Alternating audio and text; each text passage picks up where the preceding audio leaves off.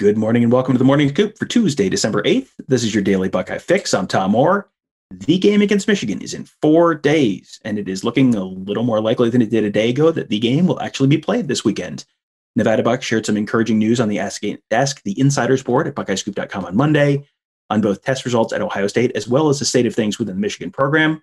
The Wolverines did return to limited team activities on Monday. That's the same thing Ohio State was doing this time last week. So Ohio State did that on Monday, was able to practice Tuesday, and then was able to stay on track to actually play on Saturday.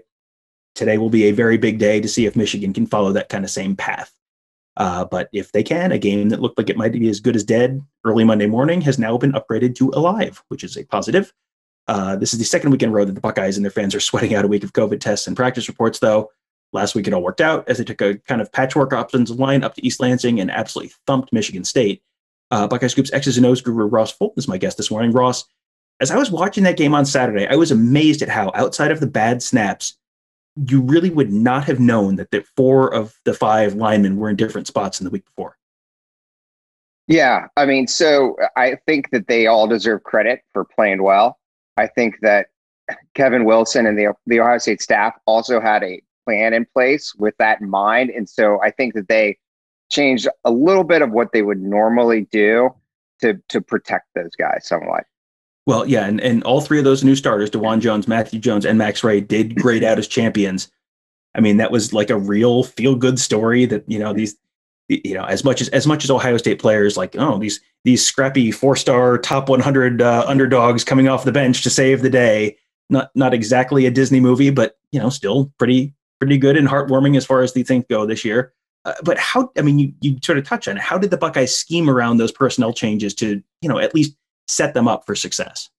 Yeah, I think they took out some of the things they do that normally puts their premium on their offensive line. So, the 2 that jumped out to me is they didn't really run wide zone as much, which is a slower developing run play, which takes a lot of coordination among the offensive line, which makes sense. I mean, you have guys, not only new starters, but guys in different positions.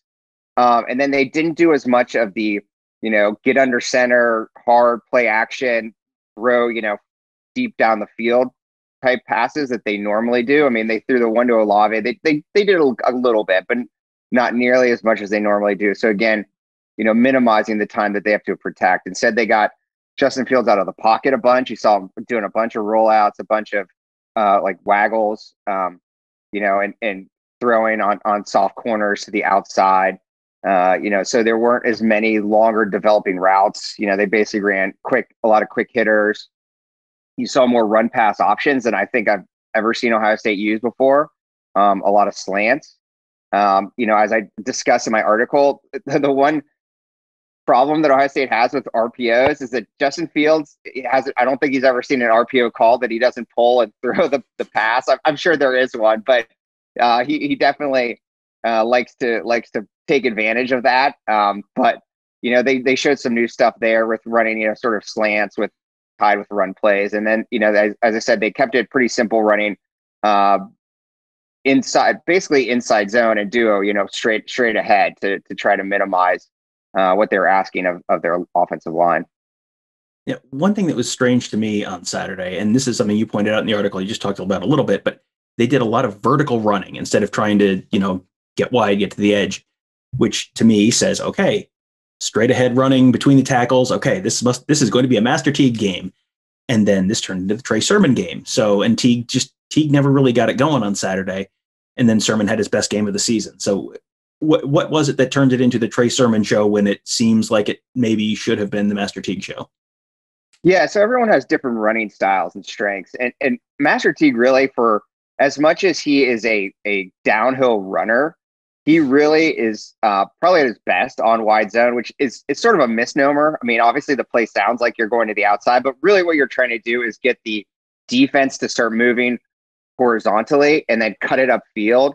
And he's really best when he can sort of plant, get upfield, and get ahead of steam going. For being a big guy, it sort of takes him a while to get going. So if he's sort of met at the line of scrimmage, he doesn't have a lot of forward momentum going, where Trey Sermon is, for being smaller, actually, the play that I think he runs best is probably duo, where he reads the middle linebacker and decides whether to go straight upfield or cut outside. he's a little bit quicker. He'll plant and go. And that tight zone that he on his big touchdown run, it just took a little bit of a crease. Just Justin Fields holding that overhang defender a second with the read, and he was able to cut basically in between them and go. So everyone, has their strengths and weaknesses like anything else. It's kind of actually reminiscent of the Browns. Obviously, the Browns running backs are much better than the Ohio State running backs, but when Nick Chubb's in the game, they tend to run a lot of stretch, a lot of wide zone because he's great at that. And he's great at cutting. And then when Kareem Hunt comes in, even though he's smaller, he's much better running downhill. He's much more, they'll run power plays, they'll run inside zone. So, everyone, it just sort of depends on what fits their running style. Now, one thing you pointed out on Twitter during the game was that Justin Fields really needed to keep on some of the read plays. He was just giving and giving and giving, and Michigan State was crashing and crashing and crashing. And this is one of the things where I say, why don't they do something different? And then they do that different thing and it immediately doesn't work. You put that on Twitter, and like 2 minutes later, Justin Fields keeps one and just 44 yards. Like, okay, well, Ross knows. Turns out Ross knows what he's talking about. Who knew? So what was it? Why did that work? And what did it mean for the offense the rest of the game? Yeah, I appreciate Justin Fields making me look good. So thank you. But again, I mean, this is, you and I have talked about this issue this season. Teams are basically essentially treating it as though he's not going to keep. And you can understand why. I mean, especially like most of these overmatched opponents, like they have to cheat somewhere. And you kind of have to assume if you're an opposing coach, they're like, hey, Ohio State's probably not going to want to run their star quarterback who's like literally their one chance to win the national championship against us. So let's plan on them not doing that. But it gets to a point, and you never quite know when Ohio State actually is giving him the option to keep. But it gets to a point where it becomes pretty blatant. And it's like, Justin Fields could literally run for 15 yards, 20 yards and not be touched and slide. And, so it's like, what's the harm? And so they were crashing down. He kept, obviously he made a big gain. The guy tried to come back into position, but he was pretty easy to juke. And obviously that paid off on Trey Sermon's run, where again, that overhang defender sat just enough to let Trey Sermon get through that hole. And so that's why I say, like, even Fields doing it once or twice in a game pays big dividends, because like once it's in the back of the opponent's mind, they have to respect it at least some. And that takes that one extra defender out of the box to help the run game. Now, on the other side of the ball, the success of the offense with the rebuilt line was obviously the headline, but the play of the defense had to be really encouraging for Ohio State fans as well. I mean, Marcus Hooker, he graded out as a champion after, not against Indiana. And, part of that is Michigan State's offense is not super fantastic, but what else did they do to keep the Spartan passing game in check? Yeah, I mean, obviously you can look at and it's easy to say Michigan State's not any good, but, they played Rutgers, and Rutgers hit some big plays against them. So it's not like you have to take, play who you're playing and improve in that moment. And so part of what they did is they got kind of back to basics, I would say. They started the year playing a lot of cover three. So, we've talked about, they're basically our team that mixes cover three and cover one. And then against Indiana, even against Rutgers, they played a lot more man coverage. And then Indiana started messing with that. We talked about, they use those trips formations. They got people in different positions. Then Ohio State tried to run cover three out of that, and they were coverage bust. And so they kind of just got more simple. They just kind of sat in their base cover three shell. And then you can tell that they drilled a lot over the last 2 weeks on like, you deep three defenders, you stay on top of routes. Like the corners did a better job of staying on top of the Michigan State routes. And by that, I just mean they stay, deeper than the route itself. And that's how Ohio State teaches its cover three. And you can tell Marcus Hooker stayed deeper. He was not in a million years going to come up and bite again on a crossing route. And so once they did that, and if they can limit, there's still plays that are going to like structurally cause problems for the defense. I read about, we keep seeing it.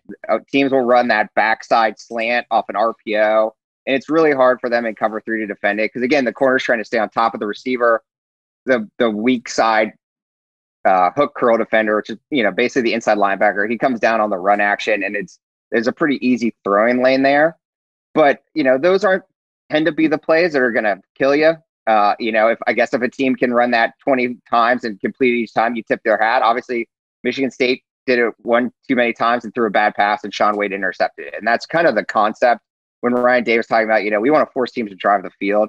Their run defense is so strong. I mean, their defensive tackles are excellent.